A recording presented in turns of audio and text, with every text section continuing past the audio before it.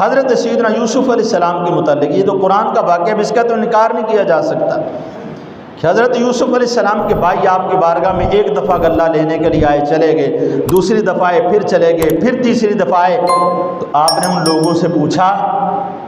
کہ یہ بتاؤ کہ میرے ابا کا حال کیا ہے، حضرت یعقوب علیہ السلام کا حال کیا ہے۔ اب حضرت سیدنا یوسف علیہ السلام نے اپنے والد گرامی کا حال معلوم کیا، تو بھائیوں نے کہا اے یوسف علیہ السلام، جب سے آپ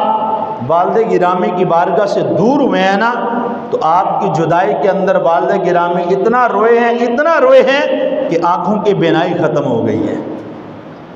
آنکھوں کی روشنی چلی گئی۔ حضرت یوسف علیہ السلام نے یہ نہیں فرمایا کہ بڑا دکھ ہوا، بڑا افسوس ہوا، اب کیا کیا جا سکتا ہے، اب کیا ہو سکتا ہے، کسی اچھے طبیب کو دکھانا تھا، اچھے حکیم کو دکھانا تھا۔ آپ نے ایسا کچھ نہیں کہا، آپ نے کہا اذهبوا بقمیصی ھذا فالقوه علی وجہ ابی یأتی بصیرا۔ آپ نے فرمایا میرے بھائی ادھر آؤ نا میرے پاس، یہ میرے جسم کے ساتھ لگنے والی قمیص لے جاؤ، اس کو جا کر بابا کی آنکھوں پہ ڈالنا، خالق کائنات روشنی عطا فرما دے گا۔ اب مجھے یہ بات بتائیں کہ جو مولوی نبی کی نبوت کو اپنے جیسا کہہ رہا ہے، نبی کے جسم کو اپنے جیسا کہہ رہا ہے، نبی کی ذات کو اپنے جیسا لکھ رہا ہے، اس سے پوچھو تو صحیح کہ تم اور نبی ایک جیسے کس طرح ہو سکتے ہو؟ ہمارے آقا تو وراء الورا ہیں، ان کی تو شان اعلیٰ ہیں۔ مسجد اقصیٰ کے اندر حضور کے پیچھے پڑھنے و نماز پڑھنے والے حضرت یوسف علیہ السلام کا یہ کمال ہے کہ ان کے جسم کے ساتھ لگنے والے کپڑے کے اندر خالق کائنات یہ برکت عطا کر دیتا ہے کہ اگر حضرت یعقوب علیہ السلام کی آنکھوں پر لگ جائے تو خالق کائنات بینائی واپس لٹا دیتا ہے، تو پھر مدینے کے تاجدار کے ساتھ جسم کے ساتھ لگنے والے کپڑے کا عالم کیا ہوگا، پھر حضور کے جسم طاہر کا کمال کیا ہوگا۔ تو اس لیے صحابہ کرام علیہ مردوان کا بھی عقیدہ یہ تھا، ایمان یہ تھا کہ حضور کے جسم کے ساتھ لگی ہوئی کوئی بھی چیز مل جائے تو ہمارے لیے تبرک بھی ہے اور خیر و برکت کا ذریعہ بھی ہے۔ تو حضرات محترم، اس لیے باتیں تو ساری پڑھنی چاہیے نا، کوئی ایک آدھ بات جس کا مفہوم بھی پوری طرح سمجھ میں نہ آئے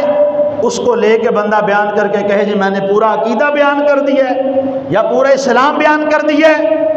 تو حضرات محترم یہ دین کے ساتھ غداری تو ہو سکتی ہے، وفاداری نہیں ہو سکتی۔ دین کے ساتھ وفاداری یہ ہے کہ قرآن بھی پڑھو تو پورا پڑھو، احادیث بھی پڑھو تو پوری پڑھو، کس لیے کہ جب تم قرآن پڑھو گے ادب کے ساتھ، محبت کے ساتھ، عقیدت کے ساتھ، تو تمہیں اس قرآن پڑھنے کے ساتھ حضور علیہ السلام آپ کے صحابہ کے اندر عیب نظر نہیں آئیں گے، بلکہ ہر آیت کے اندر اللہ رب العزت جہاں پر بھی تم دیکھو گے، جس آیت کو بھی پڑھو گے، اللہ رب العزت کی طرف سے ان تمام ہستیوں کی شانیں ہی نظر آئیں گی۔ اگر احادیث پڑھو گے ادب کے ساتھ، احترام کے ساتھ، باادب ہو کر، نکتہ چینی تلاش کرنے کے لیے، عیب تلاش کرنے کے لیے نہیں، کیونکہ کچھ لوگ احادیث پڑھتے اس لیے کہ دیکھیں کس کے اندر علم کی نفی کی جا رہی ہے، کس کے اندر مرنے کے بعد مٹی ہونے کا ذکر کیا جا رہا ہے، کن احادیث کے اندر جو ہے حضور علیہ السلام کے اختیارات جو ہیں وہ حضور فرماتے ہو کہ میرے پاس تو کوئی اختیار ہی نہیں ہے، ان احادیث کو ڈھونڈ کر لائیں تاکہ حضور علیہ السلام کے نقوص کو بیان کیا جائے، جبکہ میرے آقا علیہ السلام کے اندر نقوص تو کیا ہے، حضور کے اندر نقص کی نون بھی موجود نہیں ہے، کس لیے کہ خالق کائنات نے حضور کو ہر عیب سے پاک پیدا فرمایا ہے۔ یہ ہمارا ایمان ہے بحیثیت مسلمان کہ ہم نے جس نبی کا کلمہ پڑھا ہے، خالق کائنات نے ان کو ہر عیب سے پاک پیدا فرمایا ہے۔